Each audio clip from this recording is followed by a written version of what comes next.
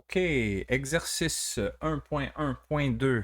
Je suis à la page 17 du livre de Séguin, Mécanique XXI. Alors ici, c'est pour pratiquer la conversion des unités. Donc dans le premier exercice en A, on nous donne 1 km² et on veut le transformer en mètre carré. Donc si on applique la petite méthode qu'on a vue dans le cours, on va multiplier par l'équivalent de 1, mais toujours en plaçant nos unités de telle sorte qu'on va annuler les kilomètres carrés parce qu'on ne les veut pas, mais on veut à la place faire apparaître des mètres carrés. Donc, étant donné qu'on veut faire disparaître les kilomètres, ben, il va falloir mettre des kilomètres au dénominateur. Et au numérateur, on va mettre ce qu'on veut faire apparaître, c'est-à-dire les mètres.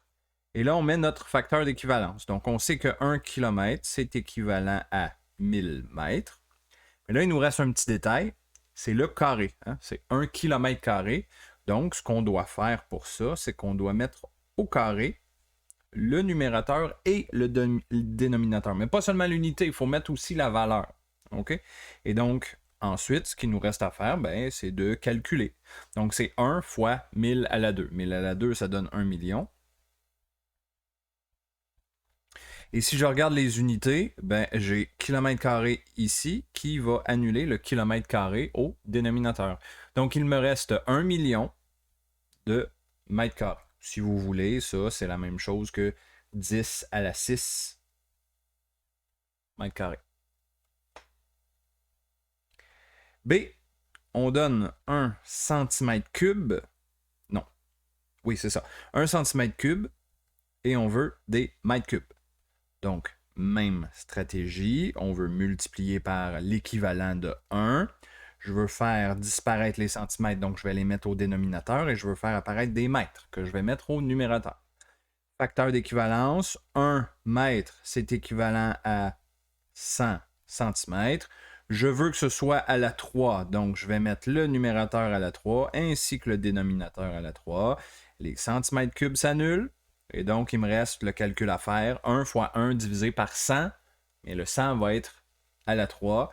Donc, si vous faites le calcul dans votre calculatrice ou si vous êtes bon en calcul mental, là, ça va donner 0,000001 mètres cubes. Il y a 5 zéros là. Donc, ça, c'est équivalent à 10 à la moins 6 mètres cubes. C. On a 100 cm². On veut les transformer en mètres carrés. Pardon, il n'y a pas d'égal.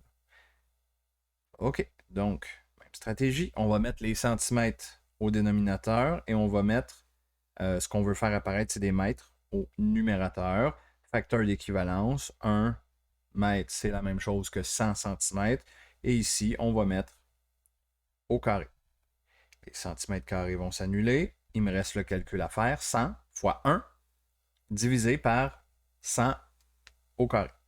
Donc, si vous faites le calcul, ça va vous donner 10. Oui, bon, enfin. 0,01 mètre carré, c'est la même chose que 10 à la moins 2 mètre carré. D.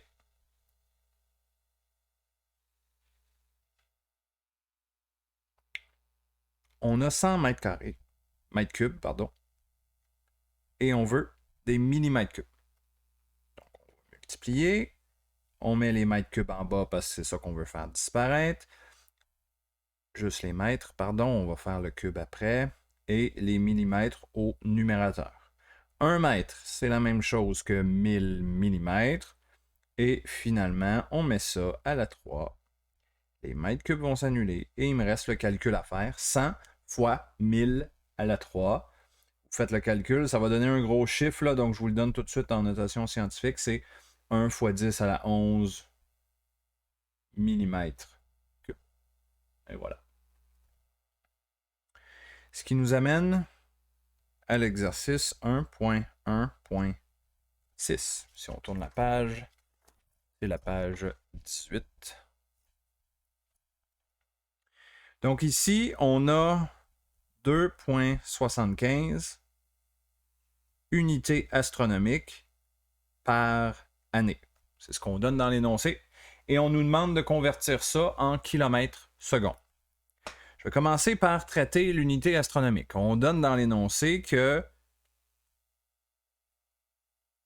une unité astronomique, c'est l'équivalent de 1,49 fois 10 à la 11 mètres. Donc là, voyez-vous, j'ai multiplié encore une fois par l'équivalent de 1 pour faire disparaître les unités astronomiques. Et là, j'ai fait apparaître des mètres. Dans la question, on veut des kilomètres par seconde, donc il me reste encore une petite étape à faire. Je veux faire disparaître les mètres et je veux faire apparaître les kilomètres. Comme ça, 1 kilomètre, on sait que c'est équivalent à 1000 mètres. De cette façon-là, on voit que les mètres vont s'annuler, fait que c'est correct, ça va. J'ai fait apparaître les kilomètres. Très bien. Maintenant, il me reste l'année à traiter, hein, parce qu'au début, on avait des unités astronomiques par année. Nous, on veut des secondes. Donc, il faudra transformer l'année en secondes. Donc, pour faire ça, on peut multiplier par l'équivalent de 1. Je vais mettre les années en haut au numérateur parce que de cette façon-là, ça va annuler les années que j'ai déjà au dénominateur. Et au dénominateur ici, là, il faut l'équivalent en secondes pour une année. Donc, une année, là, il faut réfléchir un petit peu. Là.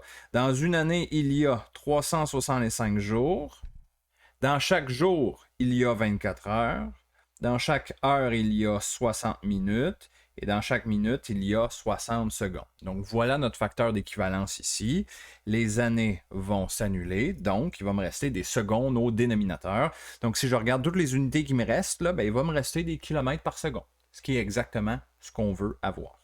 Donc là, dernière petite étape, ça va être de faire le calcul. Hein?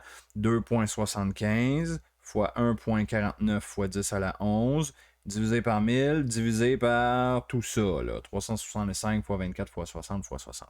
Si vous faites le calcul, ça va donner 13,0 km/s. Et voilà.